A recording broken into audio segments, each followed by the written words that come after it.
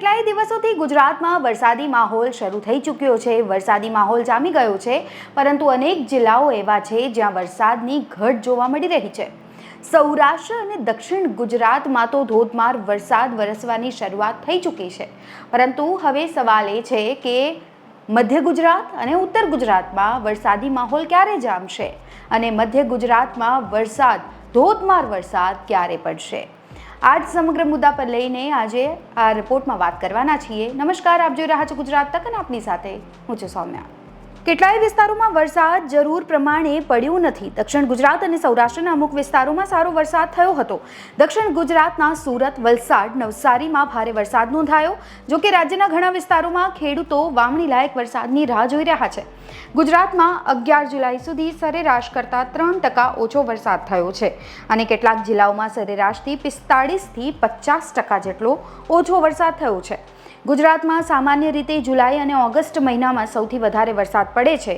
જો કે રાજ્યના કેટલાક વિસ્તારોમાં હાલમાં વરસાદ ધીમો પડશે, પરંતુ તે બાદ રાજ્યમાં ફરીથી નવો વરસાદી રાઉન્ડ શરૂ થાય તેવી શક્યતા છે। ગુજરાતમાં દક્ષિણ ગુજરાત અને સૌરાષ્ટ્રના કેટલાક વિસ્તારોમાં ચોમાસું જામ્યું છે, પણ રાજ્યના અનેક વિસ્તારોમાં જ્યાં જોઈએ એવો સારો વરસાદ નથી પડી રહ્યો। ત્યારે 16મી તારીખથી વરસાદનો નવો રાઉન્ડ શરૂ થશે તેવી હવામાનની આગાહી છે। આ રાઉન્ડમાં કયા વિસ્તારો હશે, આવો જાણીએ વેધર એક્સપર્ટ પરેશ ગોસ્વામી પાસેથી। તો કોઈ મોટી વરસાદી સિસ્ટમ પણ આજ દિવસ સુધી બની નથી। જે બન્યું છે તે સિયર ઝોન એટલે કે 850 એચપીએ લેવલ સિયર ઝોન બનતા હોય એ સિયર ઝોન જોવા મળ્યા હતા। જે સિયર ઝોન છે એ પણ દક્ષિણ ગુજરાત અને સૌરાષ્ટ્રના ભાગો ઉપરથી પસાર થતા હતા, એટલે દક્ષિણ ગુજરાત અને સૌરાષ્ટ્રના ભાગોની અંદર વરસાદ પડ્યા અને યુએસએ એટલે કે અપર એર સાયક્લોનિક જે હોય છે એ મોટા ભાગે 2 થી 4 વખત આપણે જોવા મળ્યા અને એને કારણે રાજ્યના અલગ અલગ વિસ્તારોમાં વરસાદ નોંધાયા છે। અને આ તમામ વસ્તુ છે અરબી સમુદ્રની અંદર જ જોવા મળી હતી। એટલે આપણે અરબી સમુદ્રમાં જ્યારે કાંઈ પણ હલચલ થાય ને અરબી સમુદ્ર તરફથી કોઈ વરસાદ આવતા હોય એનો મોટા ભાગે લાભ છે એ સૌરાષ્ટ્ર અને દક્ષિણ ગુજરાતને મળતો હોય છે। એનો લાભ ઉત્તર ગુજરાતને અને મધ્ય ગુજરાતને ઓછો મળતો હોય।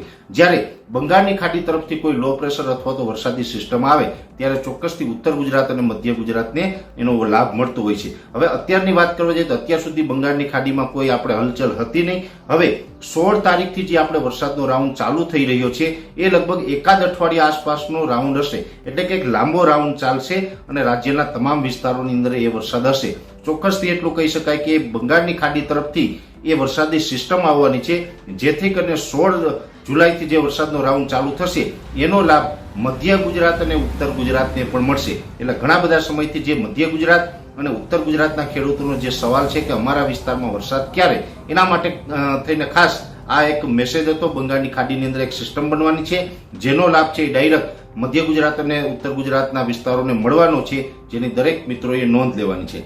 ખાસ કરીને આમ જોવા જઈએ તો મધ્ય ગુજરાત અને ઉત્તર ગુજરાતમાં વરસાદો ચોક્કસથી જોવા મળ્યા છે, પણ દક્ષિણ ગુજરાત અને સૌરાષ્ટ્ર કરતાં પણ પ્રમાણ ઓછું છે અને ખાસ કરીને ત્યાં એ વિસ્તારોની અંદર નોર્મલ વરસાદ આજ દિવસ સુધીમાં હોવો જોઈએ એના કરતાં એનું પ્રમાણ ઓછું છે, એટલા માટે ત્યાં ચિંતાનું કારણ છે।